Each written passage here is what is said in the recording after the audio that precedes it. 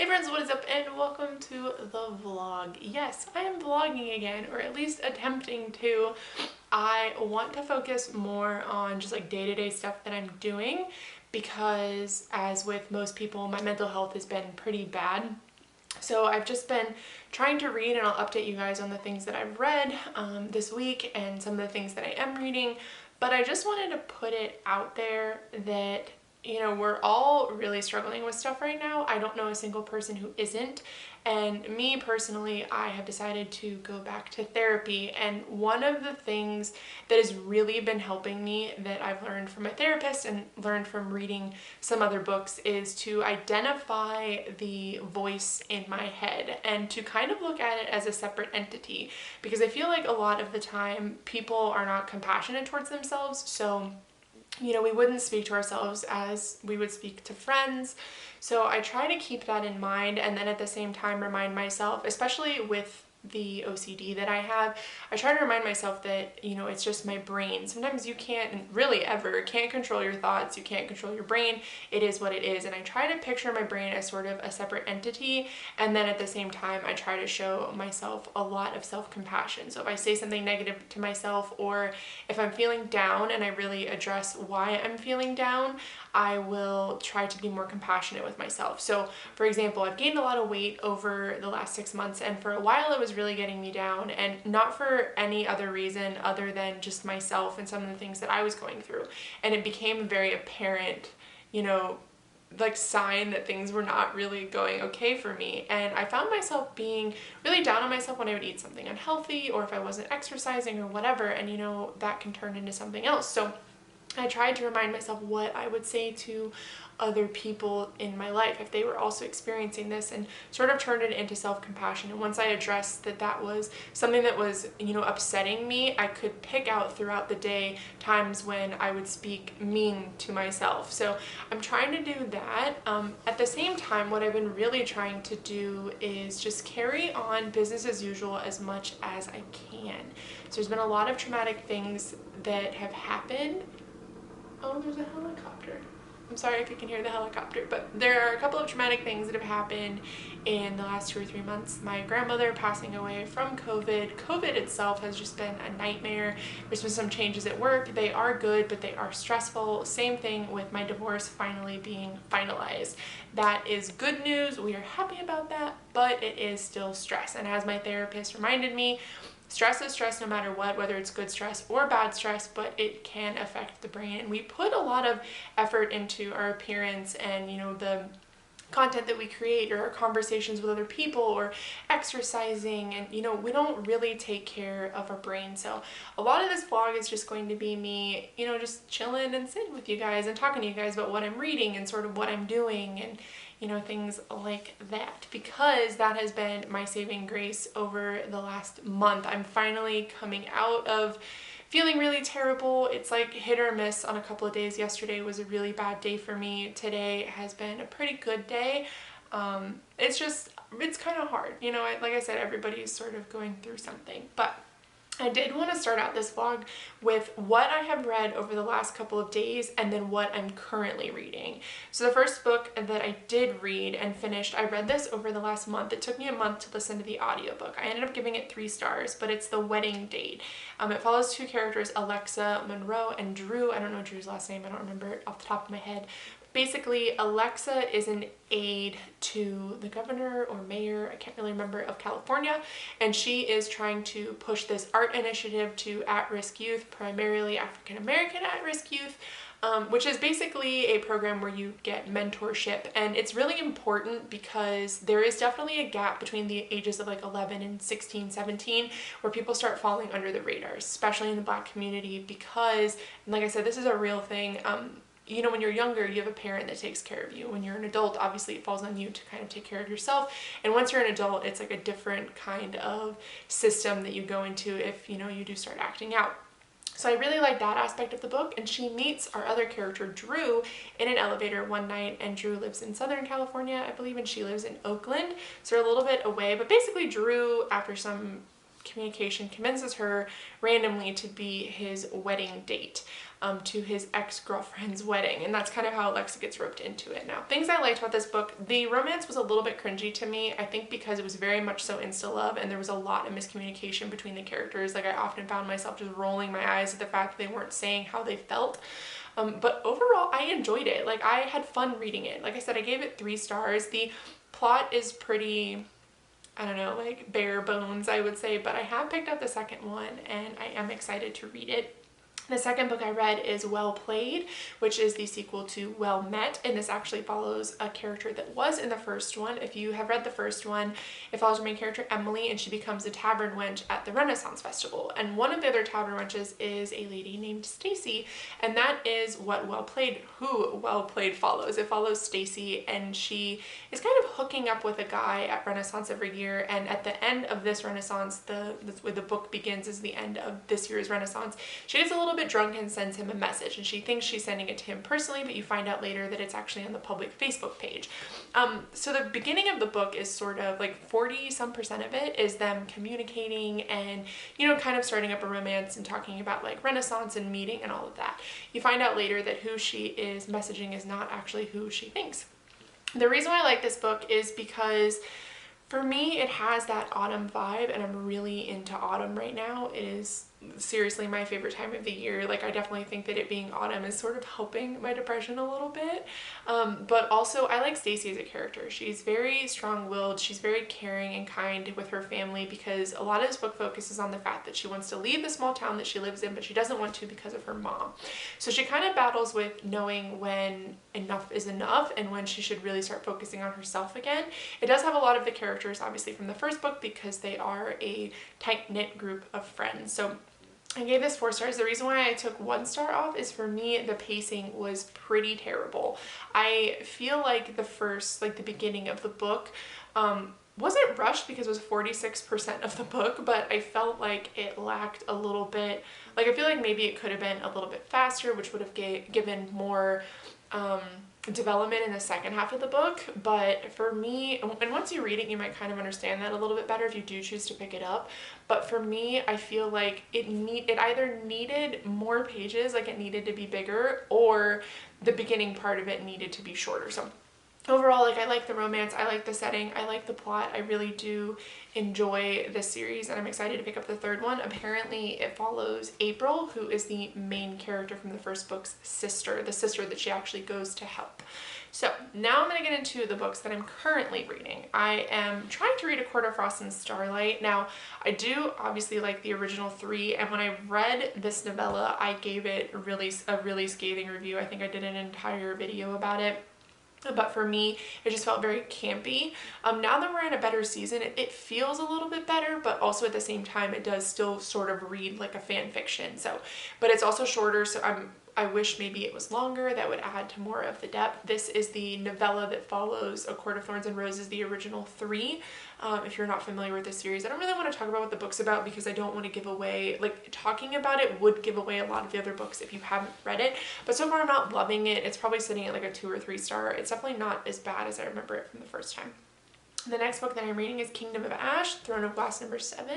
Loving this one. This is once again a book that I don't know how much detail I can go into without spoiling the rest of the series if you do want to read it. But I'm going to be giving my overall thoughts of the series once I have finished reading this book. I'll probably do another, like, a solo video on it. If you'd like to see that, let me know down below just what I think. I've been reading this series for almost, 2-3 years now, so I'm very invested in it, and it is my favorite of the books that Sarah has written. A Court of Thorns and Roses is supposed to be more adult, which is very apparent by the sex, and then Kingdom of Ash is supposed to be more YA, so they're definitely very different, but kind of the same at the same time. But I am enjoying it. I'm really glad to be back in this world. I'm actually listening to this one on audiobook. And the last book that I'm currently reading, and the one that I think I'm going to lay down and read right now, or I might play Animal Crossing, I haven't decided, is The Once and Future Witches by Alex Harrow. Now, I am only 50% of the way into this, and this is a book that I requested from Orbit to review before it came out, and the reason is I loved 10,000 Doors of January by Alex, if you don't know. I really, really enjoy her writing style. And so in requesting this book, I didn't know a whole lot of what it was about. I just knew that it was going to be a 5-star read for me because her writing style and her, like, she just has like a feel to me that I know all of her books are going to be 5-star reads. She's definitely one of those authors already for me. She speaks to my soul and to my heart. But what I know of this book so far is it follows 3 sisters and they live in, I'm not necessarily 100% sure of the time period, and I kind of like that because that's something that Alex is really good at doing, is kind of just like setting the stage but without too much explanation. And it feels weird to say that because it sounds kind of like a cop-out. She may have said the time frame in this, but there are suffragettes, the suffragette movement, women are trying to get the ability to vote, but at the same time they are also banning witches and burning witches and things like that. So there are 3 sisters who have been separated. They have one was left at home with her father, who was incredibly abusive. Their mother died when she was born, the youngest, and then the 2 older sisters actually have left on their own accord previously, 6 years previous to this. And the younger sister, you assume, has killed their father and fled. And when you are reintroduced to the other sisters, it is in the town that they have moved to without even being aware that their sisters are there. And then also there is magic afoot when they are reunited. And I think that's really cool because magic, like I said, has been outlawed. There are no technical witches anymore in the day and age they live in, but they were raised in that way. So they have like a calling. There's like a thread in between them. They have a calling to magic itself. So far, I'm loving, like, no one's shocked, but I'm loving this book because it is very autumnal, very witchy, very spooky. Definitely more on the heavy side, and in the mental capacity that I'm in right now, I'm definitely reading this at a slower pace. So like I said, I'm only 50 or 60 pages into it, but I am loving it so far. But those are the books that I have read over, today is Wednesday, so over the last couple of days, and books that I'm hoping to finish by the end of the week, or at least, a couple of these, like the audiobook of Kingdom of Ash might be something that I, periodically read the physical copy and listen to the audiobook and just finish it over the month. But those are the books that I'm going to be focusing on this week. I don't know if I'm going to add anything else to it over this vlog because I think I'm going to do vlogs in 2-week chunks, so we'll see. But let me know down below what you're reading. Like right now as you are watching this, what are you reading? But I'm gonna go get ready and get comfy on my couch and play some Animal Crossing. So I will see you guys in the next update. I'm not 100% sure on when that's gonna be, but I will see you guys then.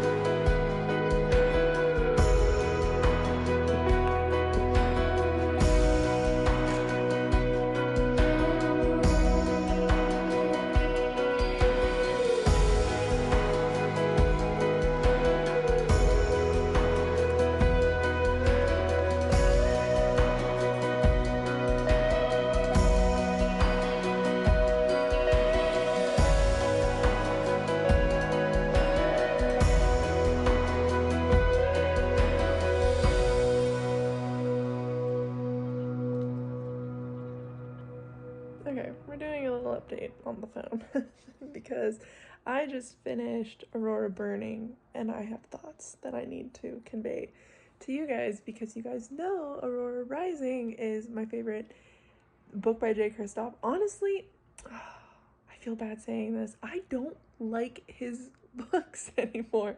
So I read Aurora Burning. Like I said, I just finished it. Took me, God, 3 months or something to read the audiobook, which I do an audiobook like a day. So that says a lot. But like I said, I loved Aurora Rising so much. I touted it as my favorite book by him. I loved the found family aspect. I loved the characters. And Aurora Burning was the biggest letdown in books that I think I've read. Like, I go into books knowing they might be kind of bad, and I'm like, oh, whatever. But, like, I don't understand the inconsistency with, like, writing such a good book and then just the second one being just so fucking bad. Basically, I remember very little of this book because I was listening to an audiobook, which, whatever, that doesn't, like, deter or, like, prevent me from really enjoying it. But, it was kind of hard to follow, I feel like. There's so many perspectives. If you've not read the first one, it is a group that is kind of thrown together to protect this girl who goes in or comes out of a fold in space and time. But basically the second one revolves around her because she is the catalyst between this group that is these entities that are attempting to destroy a bunch of planets, and she has to, God, they repeat it so many times, burn away everything that she loves so that she can stop it. So, what I didn't like about this book, without giving too much away, is the love story that is in this. First off, if you've read the Illuminate Files or whatever the fuck it's called, it is basically a carbon copy of that, as most books by Jay tend to be. I feel like a lot of his books are pretty similar, especially the ones that he writes with Amy, and I don't necessarily know if it's because, like, who's writing what. Like, we'll never know necessarily, like, who writes what in the books, but it was just very repetitive, and the love interest, it just made me cringe. Like, the whole time, the two people that are, like, super in love in this one were talking to each other or around each other, it seemed very out of place and awkward and really forced down your throat. I dislike this book so much that I'm going to unhaul the entire series and I will not be completing. I don't have time. You guys know I unhauled a bunch of books and really only want to keep books on my shelves that make me really happy. And this is not one of them anymore. The writing style was good. The characters are still enjoyable. Yes, ma'am. What are you yelling at? What you yelling about? Because I'm in here talking. You think Dad's home? Nope, it's just me. But for me, like, the characters and stuff are still enjoyable. There's a couple of them that I still really like. I love Scarlett as a character. I ended up liking Tyler a whole lot more. But they're not enough for me to continue with the series. Like, what do you want? What are you yelling about? What? What, baby? Baby girl. The cat demands pets and then runs away when you start to pet her. This is actually Rocco and I's cat. Her name is Alara. You guys have seen my cat. Her name is Azura, but he got this cat, but she ended up being our cat. And then I have my cats. If you're confused sometimes, we both have a black cat. You can tell them apart from the fact that Alara has, like, a white patch on her belly. Come here. Azura is all black, and Alara has yellow eyes, and Azura has, like, bluish green eyes. But anyway, I digress. Please stop yelling. I'm trying to film an update. I'm not really making sense in trying to describe why I don't like this book, but basically... What? Okay. Can I finish my update? But basically, I didn't connect with it. I didn't connect with it like I did the first one. I find reading very effortless for me. I find reading very, like, if I like something, and I tend to like most things, I just like them. In this book, I really had to struggle. Please don't eat my cord. I really had to struggle through liking it. So that is unfortunate.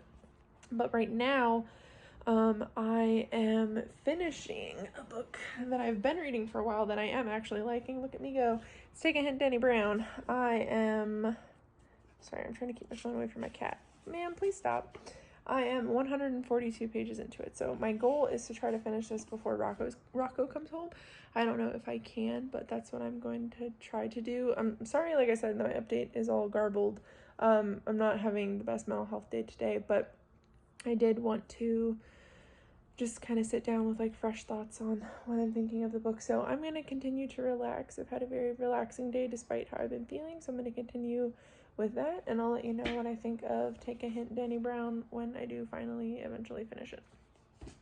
Good morning. It is Monday. I am getting late to updating you guys today. I don't have my watch on, but I think it's a little bit afternoon. Supposed to be at work today, but I woke up at like 3:30 in the morning feeling really sick to my stomach, really, I don't know, just very, very sick. And when my alarm went off at 5:45, I still felt really sick, so I ended up calling out of work. I didn't get out of bed until almost 9, right before Rocco left for work. So I slept for like 10 hours, and I was definitely still nauseous after I woke up. And now I'm feeling a little bit better, but that basically means today has been a very relaxed, chill day. I haven't done much. I did kind of get ready after I started feeling a little bit better to try to put my mood in a better place, because on top of feeling sick, naturally, I'm still feeling kind of down with everything that's been going on with my mental health recently. But I wanted to update you guys really quickly because I started another book last night. I started a book with Rocco actually, but I've started reading it without him. So we're gonna have to pick another book to read together. But I started The House in the Cerulean Sea. I am currently on page 134. So I read quite a bit already. Very, very good so far. I don't know if I like it as much as everybody else does, but I'm like a third of the way through it, so I'm not, I guess, like super deep into it. The main character, his name is Linus, he works for an organization that goes to orphanages, and in these orphanages are children who have like magical abilities, and basically they are kind of monitored by the government. And his job is to go into that orphanage and make sure the children are safe, they are being taken care of, the person who runs the orphanage is doing their job.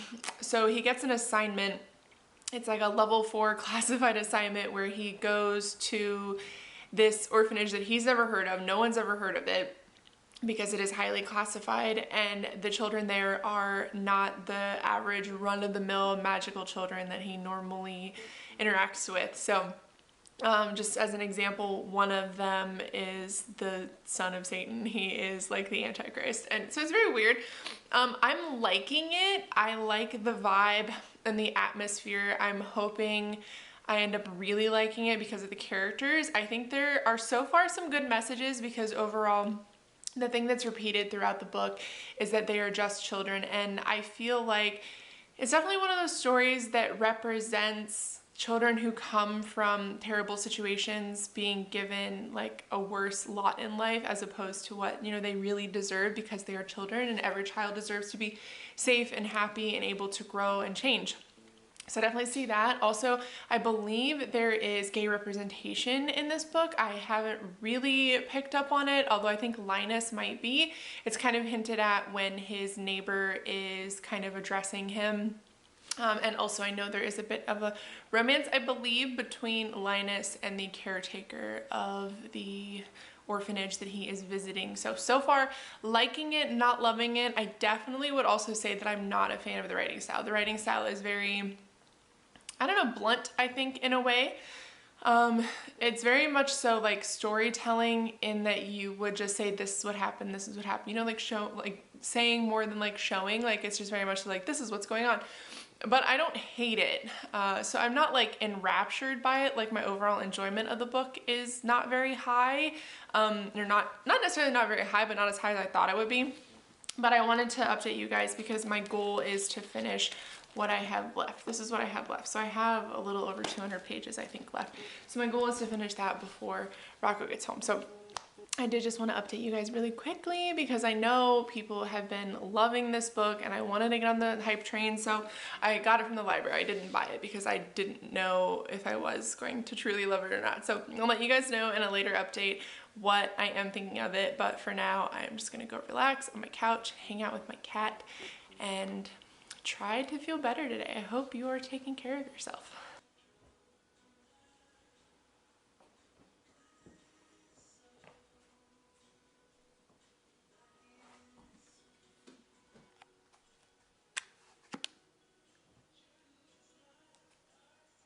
Okay, so I'm making food, but I wanted to update you guys real quick. I'm sorry if you can hear the microwave in the background. I'm on page 170.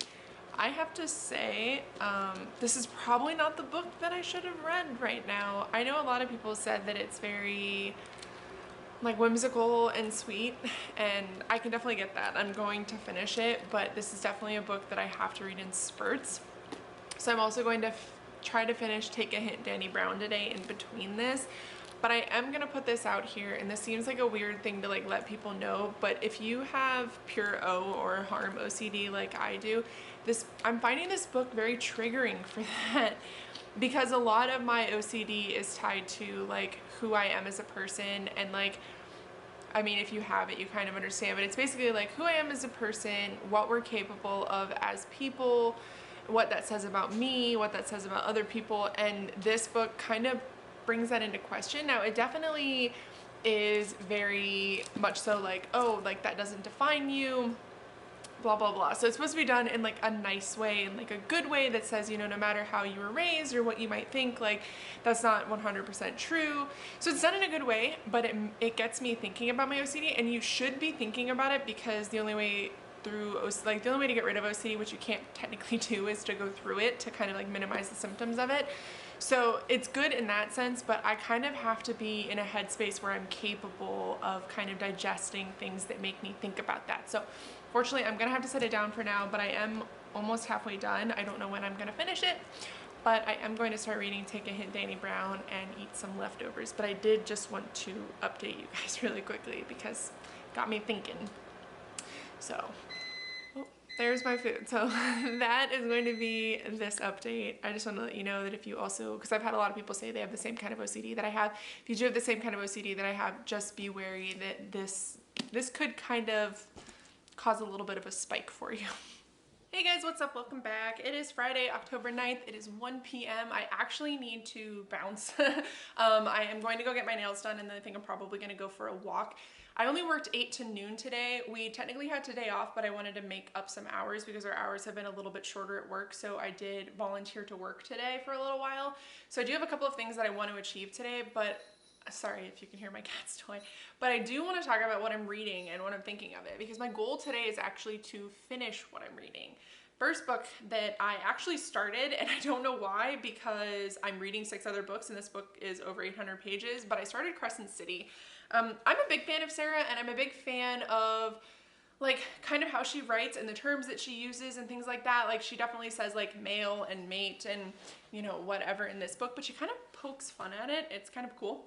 And I know that's not for everybody. Like if you weren't a fan of the writing style or like some of the terms that she used in like A Court of Mist and Fury and things like that, you probably won't really like this one. But it's very interesting because it's a very different setting, and I like that. So she does bring some of the things that I do like from her, but in a new setting. It is basically like New York, but there are different beings that live there. So there's angels, demons, there are vampires, there are shapeshifters and fae. It follows our main character Bryce. She is half fae, and you kind of find out a little bit more about her story and like her lineage later on. But she is forced to work with a man named Hunt. He's an angel, and the reason why is there is a string of murders that Bryce, whether she wants to or not, is actually connected to. So I like the overall story. I will say it's very brutal. The first murders that happen in the first part of the book are definitely like, they expand upon kind of like the murder scene, and you know, it's very gruesome. If you're not really into gruesome stuff or you're really sensitive to that, you probably won't like this. But I do like the book so far. Like I said, I'm about 50% of the way through it. I'm reading this on Kindle because this is a book that, and part of the reason why I started it, that is very easy to carry around with me and read when we are slow at work, as opposed to me carrying around like an actual book. A couple of other books that I'm reading, like I said, there's like 6 of them. Another book that I plan on finishing, and the one that I want to talk about in this vlog, is Danny Brown, like Take a Hint, Danny Brown. I don't know why those titles, I can never remember them, but I'm really liking this one. I don't know if I've talked about it in the vlog, but it follows Danny, and she doesn't necessarily want a relationship, but she wants to find somebody to sleep with, and she is kind of thrown into a bit of a fake dating kind of situation with one of her coworkers. So I really like that. I also like the bi representation because she, at the beginning of the book, is loosely dating a woman, and then she's kind of like fake dating a man now. Like she speaks about how she's like open to both, not necessarily dating, but like dating in like the truest sense, like going on dates or having like sex, whatever, with male and female. So I do like that. It's not like heavy-handed or anything. It's just how she is. The other couple of books I'm reading, I haven't read any more of House in the Cerulean Sea. I'm still kind of listening to Kingdom of Ash on audiobook and still liking it. I'm like 30% of the way through it, I think. I started Cinderella is Dead. I believe that's what it's called.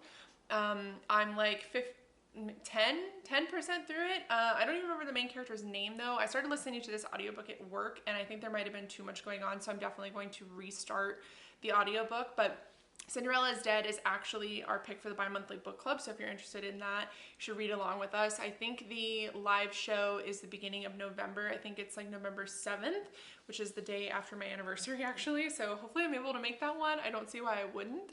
And then the last book that I'm reading is Bleak Creek, which is the book by Rhett and Link from A Good Mythical Morning. And I really like this book so far. Like, it follows two main characters who are basically like versions of them from when they were younger.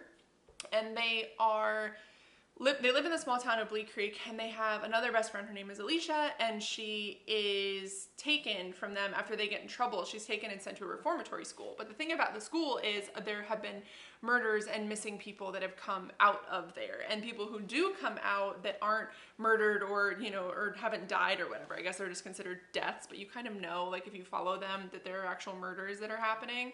But people who come out of there who don't go missing or haven't passed away are shells of themselves. So very interesting. There's an older girl, she's like 26, who moves into, you know, you're old when you say older girl and she's 26. I talk like I'm 100. I'm 30 years old. But anyway, she moves in and she also does film, and they haven't like connected how like they're going to work together, but I believe that she also wants to solve the mystery of kind of what's going on there.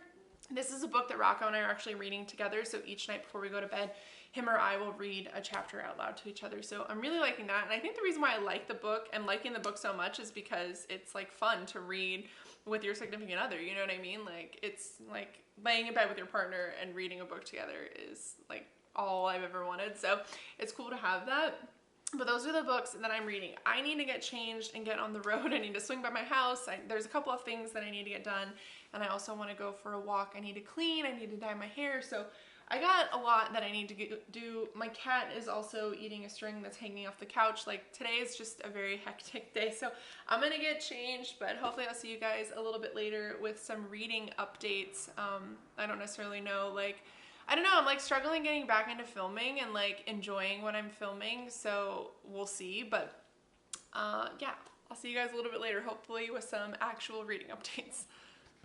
Somehow, and I don't know how, I ended up at Barnes & Noble. We are about to go in and see what I can get my little hands on.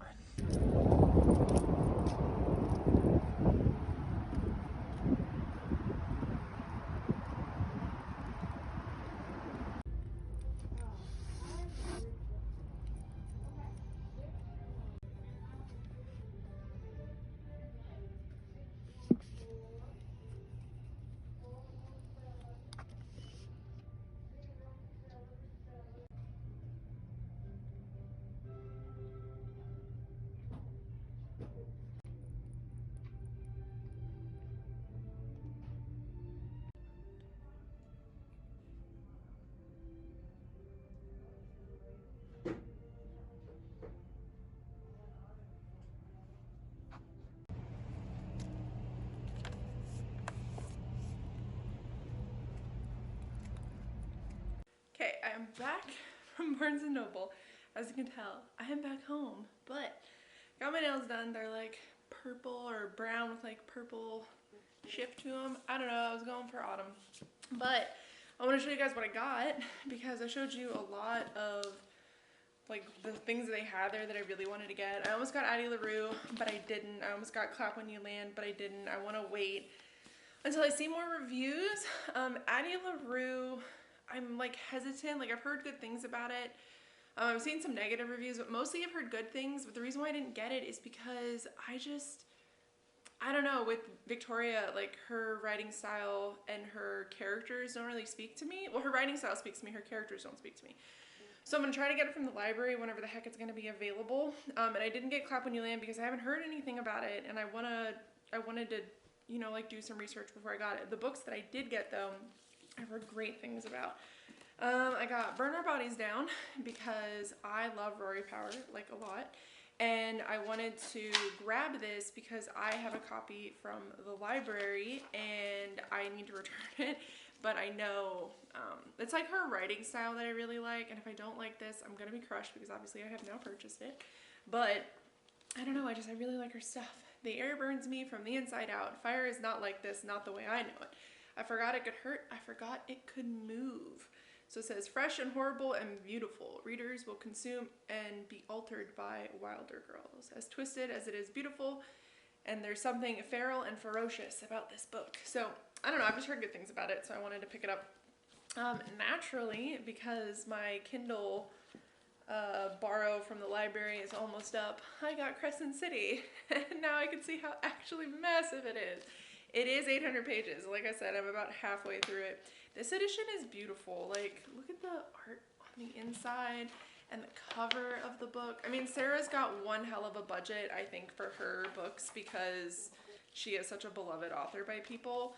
But I don't know, I'm just really excited to own it. Like, I already love it, so you know, I'm already really liking it, and I do want to have it in my collection. I don't believe that it's a standalone. I think there's going to be more of them.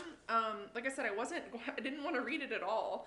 So we went from like not wanting to read it to borrowing it from the library to then purchasing it before I'm even done with my library hold. So we're doing good in 2020. The next book I got, I've also heard great things about. I've seen like tons of people raving about it online, not specifically about what the plot's about. I don't really know what the plot's about. This was just it. You guys have been talking about it and I was like, I'm gonna get it. But I got Cemetery Boys and I got the YA Book Club exclusive edition.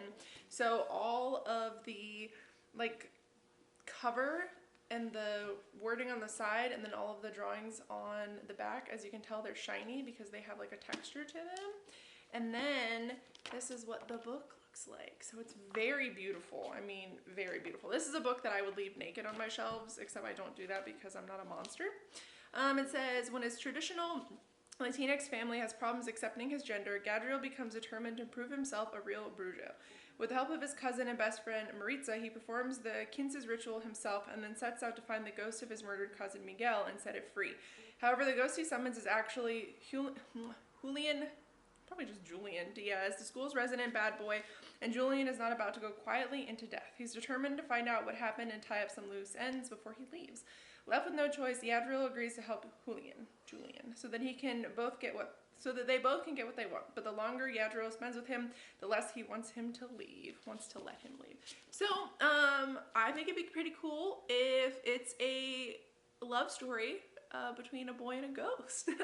So that is why I ended up picking it up, but I don't know, I've heard good things about it. I should not have spent this much. I also renewed my membership to Barnes & Noble because I do every year, but I hadn't been since it expired. So I just spent like $100 at Barnes & Noble, and I'm just over here like, I need to sit down and figure out like how much money I have for the rest of the month because I'm cutting it close. So those are the books that I got. I'm really friggin' happy about it. Also, if you guys are watching this, I'm doing a giveaway for Aurora Rising and Aurora Burning over on my Instagram. It's linked down in the description bar if you guys want to go enter. Really, all you gotta do is like the post and then share it like in your stories. Because I'm trying to do, I don't know, I'm trying to get rid of books that I don't want. Like books that I didn't like or whatever. Like, why would I keep them? And since I didn't like the second one, I'm not going to read the third one. So, or if I do read the third one, I'll just get it from the library, but I have no interest in owning it. So I thought I would give it away. And that's something that I want to carry on into the rest of the year. Hello, kitty. So I'm going to go and I'm going to clean my house, dye my hair, wait for Rocco to get home, play with this baby girl. So I will see you guys a little bit later, although I don't know if there's going to be many more updates. The next update might just be me saying bye because I do need to actually edit this vlog before it goes up. So say goodbye. Say goodbye. You gonna say goodbye? Why are you so quiet? It's just gonna be quiet now. But yeah, so that's what I'm gonna go do. I'll see you guys a little bit later.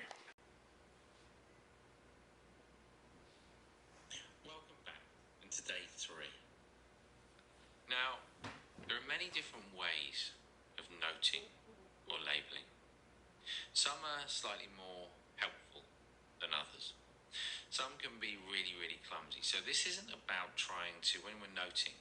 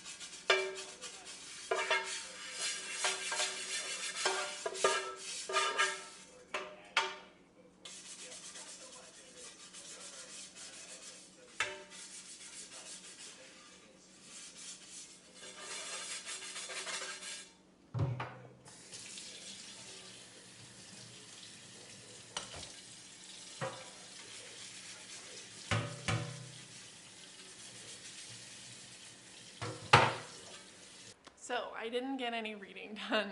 I've been cleaning and scrolling Instagram as one does instead of reading. My goal tonight is to just read whatever I can before I go to bed. So this reading vlog was kind of a bust, but I hope you guys enjoyed it anyway. I need to wrap it up so that I can edit this video, and I'm going out with Rocco tonight, so while he does some running around for work, I have so much hair dye on my face, and he's gonna be like, what did you do? But whatever. I didn't dye my hair black, in case you're wondering. I dyed it brown, but it looks very, very dark right now. Anyway, I'm rambling, trying to wrap up the vlog. I hope you guys had a good week. I had an up and down kind of week, but hopefully next week is better. But I love you guys. Thank you for watching, and I will see you in my next video.